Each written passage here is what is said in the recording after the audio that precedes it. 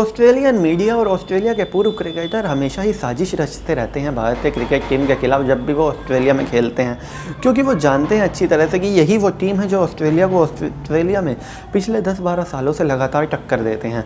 बेशक 2011 में team India clean sweep करवा के आई थी जब MS धोनी कप्तान थे, लेकिन इसके अलावा हमेशा ही भारत ने टक्कर दी है हारने के बावजूद भी। और यही कारण है कि वहाँ की मीडिया और वहाँ के पूर्व खिलाड़ी भारतीय खिलाड़ियों पर मनोवैज्ञानिक दबाव बनाने की कोशिश करते रहते हैं। और इसमें ऑस्ट्रेलियन मीडिया और ऑस्ट्रेलिया के पूर्व खिलाड़ियों का इस बार जो हॉट फेवरेट टारगेट है, उस टारगेट का नाम है चेतेश्वर पुजारा। क्योंकि चेतेश्वर पुजारा ही जो वो बल्लेबाज है जिन्होंने 2018-19 में ऑस्ट्रेलिया के गेंदबाजों को इतना पेला था कि उनके सपनों में भी 2 साल तक पुजारा आए थे।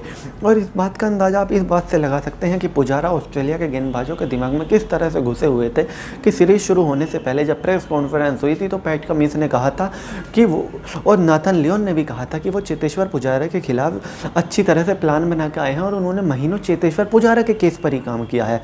तो महीनों की मेहनत करी चेतेश्वर पुजारा को, जब इस बार एक बार नाथन लियोन को पुजारा का विकेट मिला है और एक बार पैट कमिंस का, लेकिन वो भी 150 गेंदें खेलने के बाद। ये खासियत है पुजारा की। टेस्ट क्रिकेट में एक फेज़ वो होता है, नंबर 3 के बल्लेबाज का मेन रोल यही होता है कि वो विकेट दे ही ना, दूसरी टीम बॉलिंग करवा के इतना थका दे, कोशिश करे कि बैटिंग जो है वो 40-50 ओवरों के पार जाए। क्योंकि 40-50 ओवर जब बॉलर डाल लेते हैं, बॉलर थक जाते हैं और वहाँ से जो खिलाड़ी तेज़ खेल सकते हैं वो आसानी से तेज़ खेल पाते हैं, जैसे कि 5वें-6ठे नंबर के बल्लेबाज। तो चेतेश्वर पुजारा तो अपना रोल अच्छी तरह से निभा रहे हैं, 170-180 गेंदें खेल रहे हैं, लेकिन दिक्कत ये है कि सामने वाले बल्लेबाज नहीं खेल पा रहे 100 गेंद भी, जिस वजह से वो फेज़ नहीं आ पाता कि 40-45 ओवर हों और दूसरी टीम के गेंदबाज थक जाएं। लेकिन चेतेश्वर पुजारा अभी भी अच्छा खेल रहे हैं और ये बात अच्छी तरह से पता है ऑस्ट्रेलिया की मीडिया को, ऑस्ट्रेलिया के पूर्व कप्तानों को भी। इसीलिए रिकी पॉन्टिंग ने इस बार व्यक्तिगत हमला किया है चेतेश्वर पुजारा के सीरीज़ का पहला 50 बनाने पर। वो जानते हैं कि सीरीज़ का पहला 50 पुजारा ने बना दिया, अभी 3 पारी बाकी हैं और किसी भी कीमत पर अगली 3 पारियों में वो चाहते हैं चेतेश्वर पुजारा 50 गेंद भी ना खेलें। इसीलिए वो मेंटल प्रेशर क्रिएट करने की कोशिश कर रहे हैं पुजारा के ऊपर और कह रहे हैं कि पुजारा का जो इंटेंट था वो नेगेटिव था, क्योंकि पुजारा ने 176 गेंदों में 50 रन बनाए। लेकिन वो ये नहीं बताएंगे कि इंटेंट कैसे नेगेटिव था। जब दूसरे दिन वो बल्लेबाजी कर रहे थे तब तो उनकी और रहाणे की प्लानिंग ये थी कि आज विकेट नहीं देना, और इसीलिए दोनों का स्ट्राइक रेट 40 से नीचे था।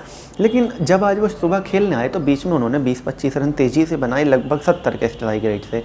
लेकिन बाद में कुछ भूलें जब अच्छी मिली तो उन्होंने उनका सम्मान किया और 176 गेंदों में 50 रन बना के आउट हुए। लेकिन पुजारा ने उन 175 गेंदों में एक भी लूज शॉट नहीं खेला। 176वीं गेंद इतनी बढ़िया थी कि उसका पुजारा के पास वाकई में कोई जवाब नहीं था। 175 गेंदों में एक भी लूज शॉट खेला नहीं, विकेट अपना दिया नहीं और 50 रन भी बनाए। और इसको चलाने वाले खिलाड़ी पुजारा नहीं है, ये बात सब जानते हैं, और जो पुजारा का रोल है वो उसी को निभा रहे हैं। लेकिन ऐसा लगता है रिकी पॉन्टिंग को काफ़ी तकलीफ है इस बात से, क्योंकि उन्हें पता है कि अगर पुजारा फॉर्म में होंगे तो तीसरे टेस्ट मैच की दूसरी पारी में इंडिया को ड्रॉ करवाने में आसानी होगी अगर पुजारा को किसी का साथ मिल जाता है, और ब्रिस्बेन टेस्ट में भी अच्छी खासी दिक्कत दे सकते हैं पुजारा, और इसीलिए वो मनोवैज्ञानिक दबाव पुजारा के ऊपर डालने की कोशिश में है। तो चलिए दोस्तों, मैं चीनू दहिया फिलहाल इस वीडियो के लिए इतना ही। आगे भी इसी तरह की देश दुनिया, बॉलीवुड और खेल की तमाम खबरों के लिए बने रहिए चौधरी न्यूज़ के साथ। जय माता दी।